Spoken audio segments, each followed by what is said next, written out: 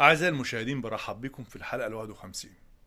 النهاردة هتكلم معاكم عن فيديو قابلني، تسبيحة للعذراء داخل الكنيسة الروسية. فوجئت إن التسبيحة دي الفريق بيرنم فرحان وبيضحك ومبسوط جدا وأكني بيعمل خدمة لله، والشعب اللي موجود مع الفريق دوت اللي عمالك يسقف واللي عمالك يزغرط وبيتمايلوا الفريق. حتى البنت اللي كانت بترنم بتتمايل ب... ب... بطريقة رقص غريبة جدا.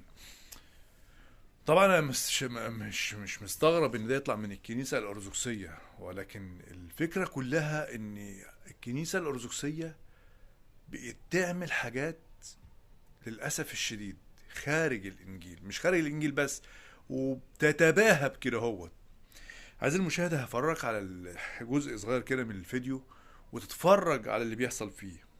اسمع كده. هو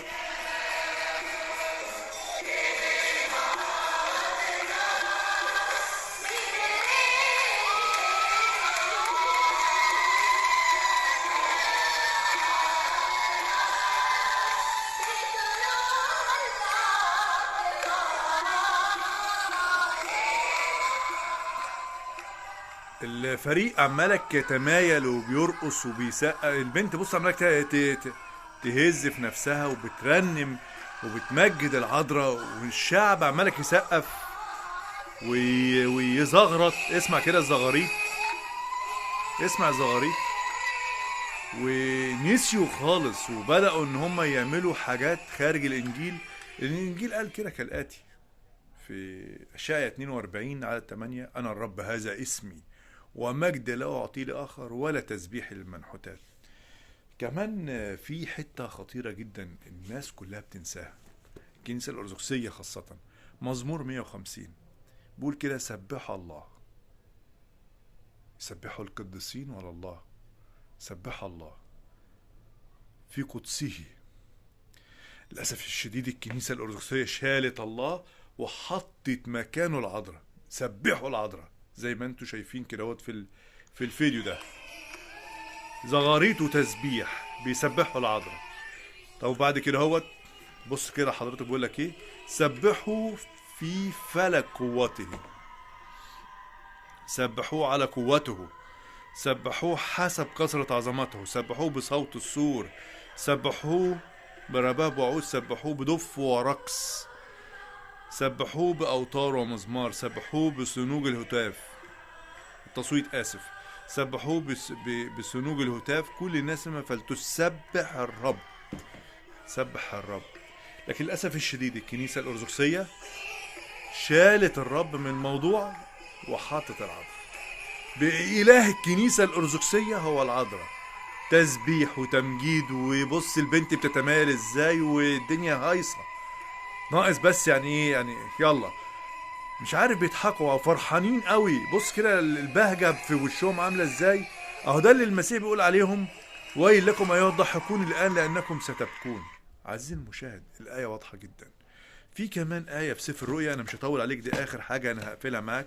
رؤيا 15، اقرا كده معايا عزيزي المشاهد من عدد 3: وهم يرتلون ترنيمة موسى عند الله وترنيمة الخروف.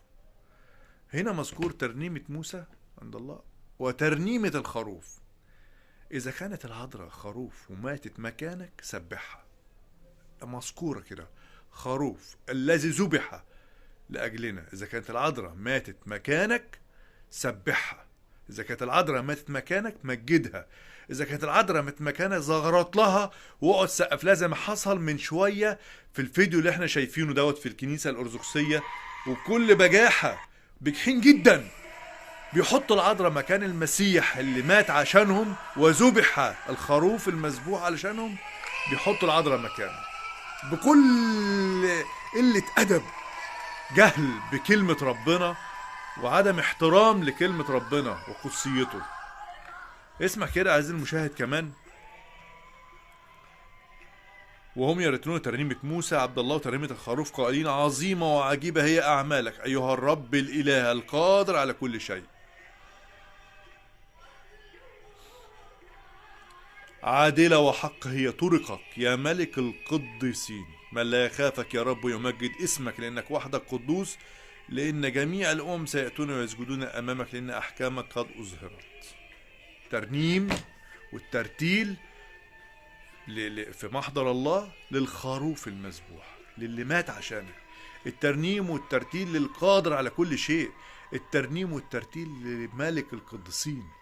اقرا مزمور 150 مرة تانية، سبحوا الله، سبحوا الله في قدسه برقص وترنيم، سبحوه. لكن اللي بيحصل ده في الكنيسة الروسية قلة أدب، قلة خارج الإنجيل.